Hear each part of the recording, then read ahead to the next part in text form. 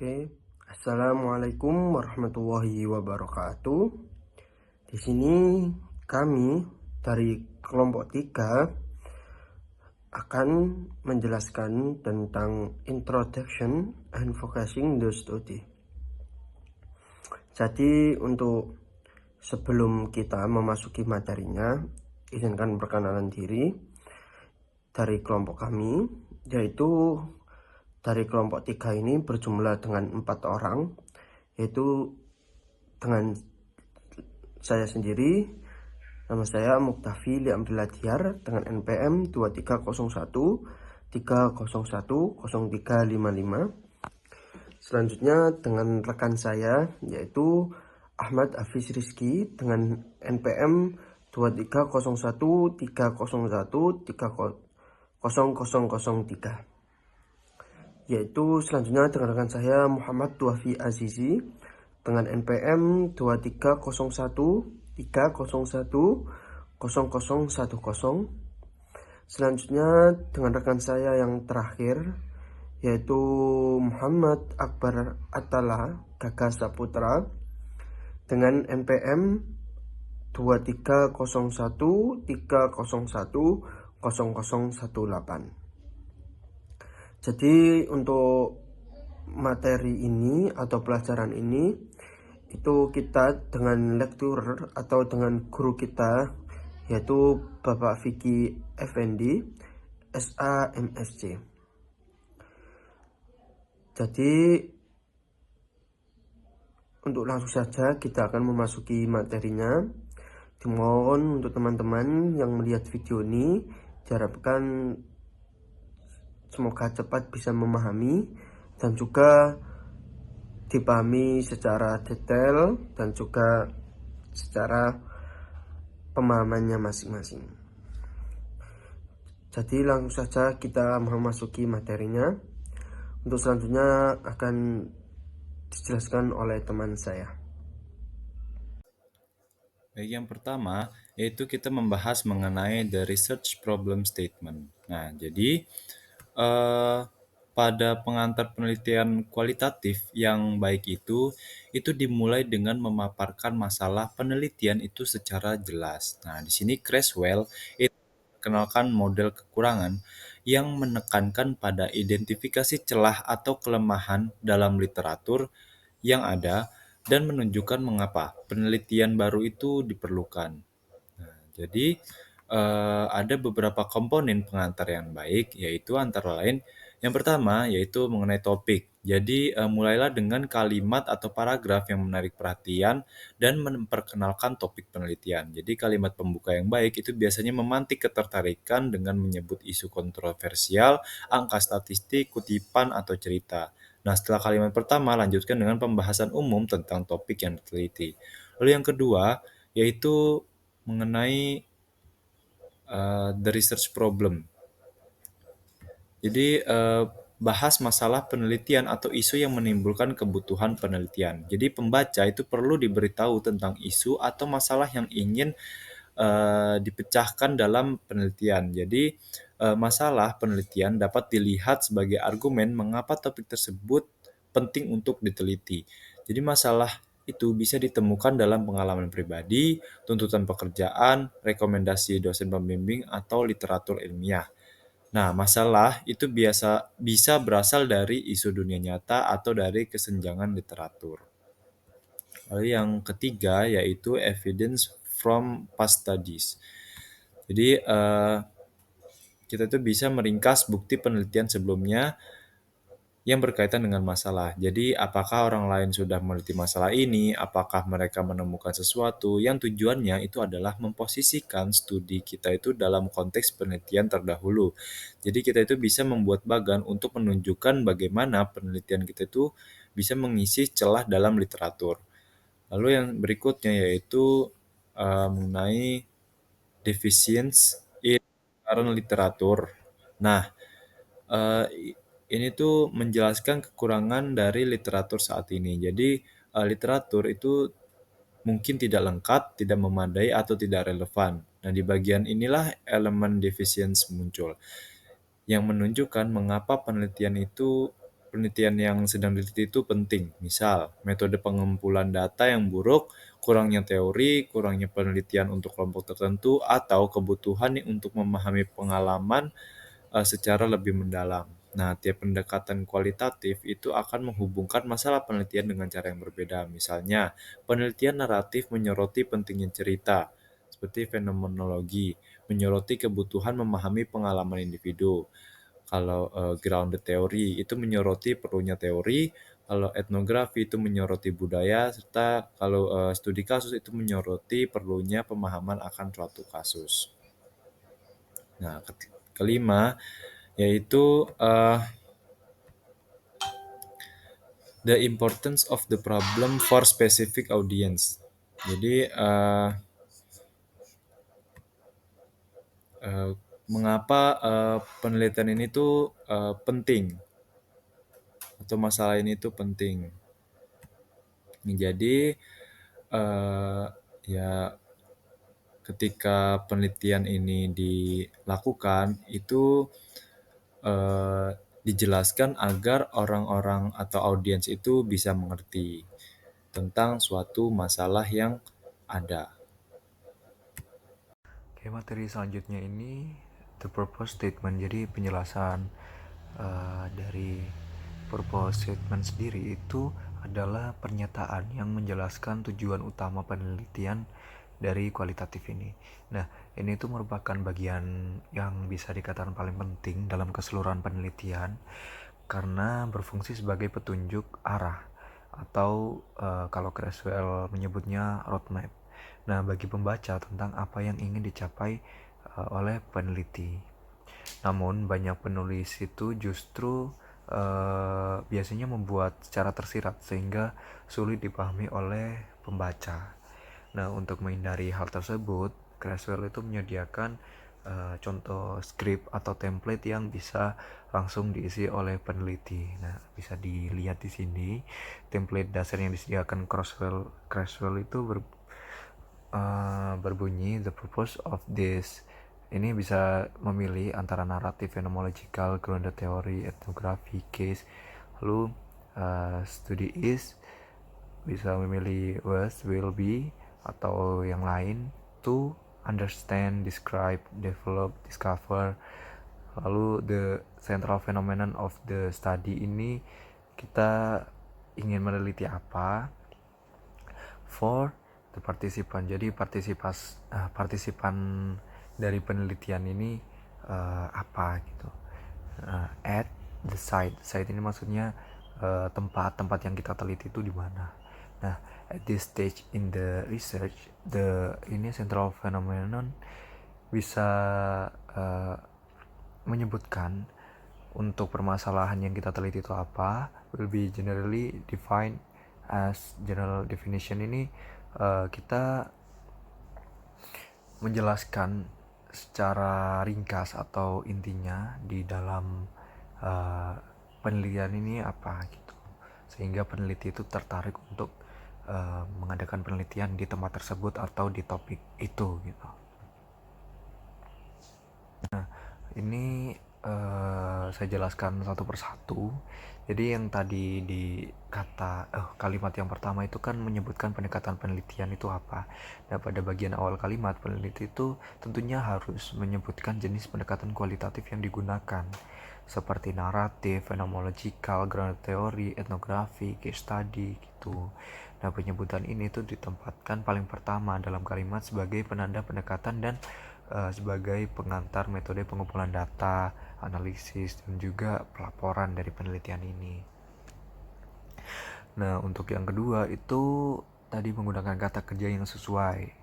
Nah, seperti ini yang understand, describe, develop, discover.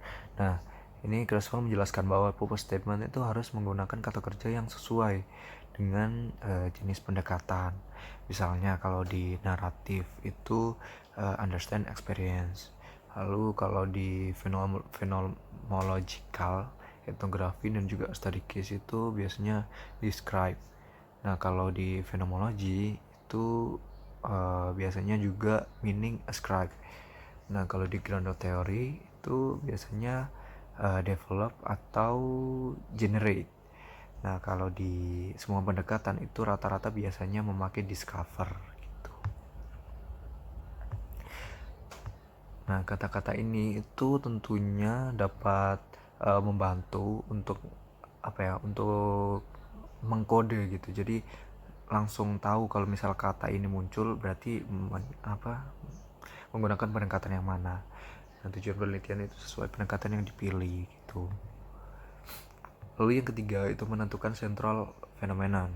Nah, dalam template ini kan peneliti mengisi bagian fenomena utama yang ingin diteliti. Jadi permasalahannya itu apa yang ingin diteliti peneliti. Nah, itu disebutkan juga di sini. Nah, central phenomenon itu adalah suatu konsep sentral yang menjadi fokus utama penelitian. Misalnya pengalaman, lalu perasaan, nilai budaya, lalu bisa proses sosial. Nah, untuk Creswell itu menyarankan fokus pada satu fenomena saja di awal penelitian. Jadi nggak yang banyak topik, tapi mending satu topik saja tapi bisa fokus gitu. Nah, perbandingan atau hubungan tambahan itu bisa muncul kemudian saat analisis dari kasus tersebut. Nah, ini juga menentukan partisipan dan juga lokasi penelitian. Ini kan yang tadi the participant dan juga the site itu, yaitu tadi template juga mengharuskan peneliti menyebutkan siapa sih partisipannya. Itu bisa kayak individu, kelompok, lalu komunitas. Nah, kalau di mana penelitian dilakukan itu ya lokasi, program, acara, atau tempat tertentu. Nah, informasi ini itu membantu membatasi ruang lingkup penelitian, jadi nggak secara kompleks gitu, jadi bisa berfokus ke satu area saja. Lalu yang kelima itu memberikan definisi awal untuk central phenomenon. Nah, ini yang a general definition of the central concept itu memberikan definisi umum atau sementara untuk fenomena yang dikaji. Nah, definisi ini itu tidak harus final karena penelitian kualitatif itu sifatnya kan berkembang seiring berjalannya waktu gitu. Contohnya dalam naratif itu biasanya jenis cerita atau pengalaman yang dikumpulkan. Misalnya pengalaman masa kecil atau transisi hidup. Lalu di dalam fenomenological itu makna suatu pengalaman itu kayak kesedihan, kemarahan, atau kehilangan. Lalu di grounded teori itu biasanya konsep pusat dari proses sosial yang diteliti. Lalu di etnografi itu konsep budaya seperti peran, perilaku, nilai, komunikasi, mitos, atau ritual. Nah, lalu di case study itu biasanya batasan kasus kayak waktu, peristiwa, tempat, atau juga isu tertentu. Nah, lalu selanjutnya ini ada word to use in encoding the purpose statement from the Creswell. Nah, jadi Creswell sendiri itu memetakan atau encode itu tiap pendekatan pasti ada kata-kata yang khas. Nah, kita beda satu-satu di naratif itu biasanya stories, terus events, terus life experience, kronologi gitu. Itu pasti biasanya di pendekatan naratif. Nah, kalau fenomenologi itu biasanya kayak describe, experience, meaning, essence gitu. Itu biasanya masuknya ke pendekatan fenomenologi. Lalu di grounded theory itu biasanya generate, develop, proportion, proses, substantive theory itu biasanya digunakan di grounded theory. Dan kalau di etnografi itu culture sharing group, culture behavior and language, lalu cultural portrait, lalu ada juga cultural themes. Nah, ini biasanya digunakan kalau misal meneliti budaya-budaya gitu.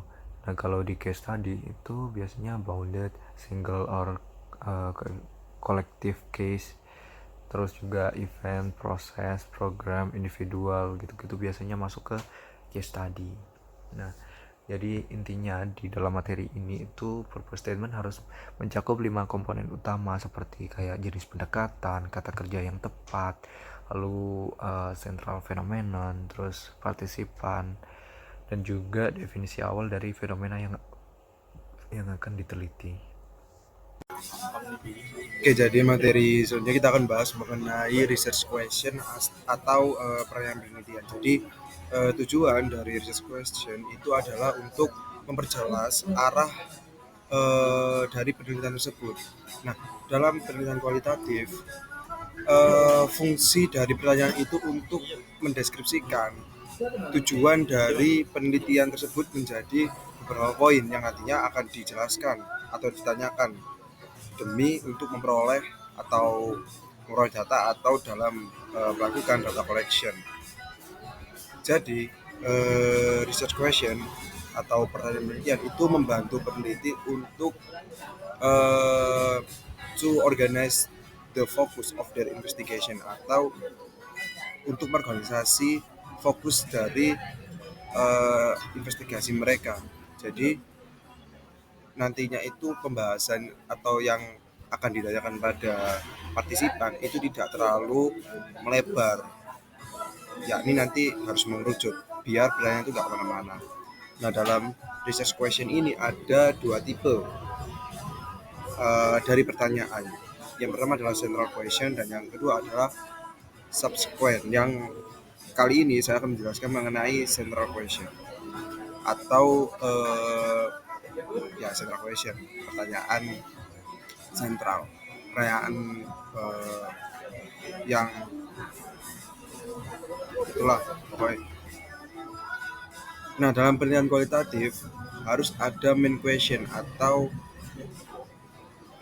pertanyaan utama yang akan menjadi atau yang hal tersebut itu menjadi fokus dari penelitian tersebut. Nah, dalam central question ini ada karakteristiknya, yaitu terbagi menjadi 4. Yang pertama adalah open-ended atau bersifat terbuka. Nah, jawabannya itu tidak bisa iya atau tidak. Lalu yang kedua involving, yang artinya jawaban itu bisa disesuaikan selama proses penelitian. Yang ketiga adalah non-directional. Nah, non-directional ini artinya itu does not contain assumption about the result gitu. Lalu yang keempat, nah biasanya itu diawali dengan kata what or how, bukan kenapa. Jadi biasanya diawali dengan apa atau bagaimana, bukan mengapa.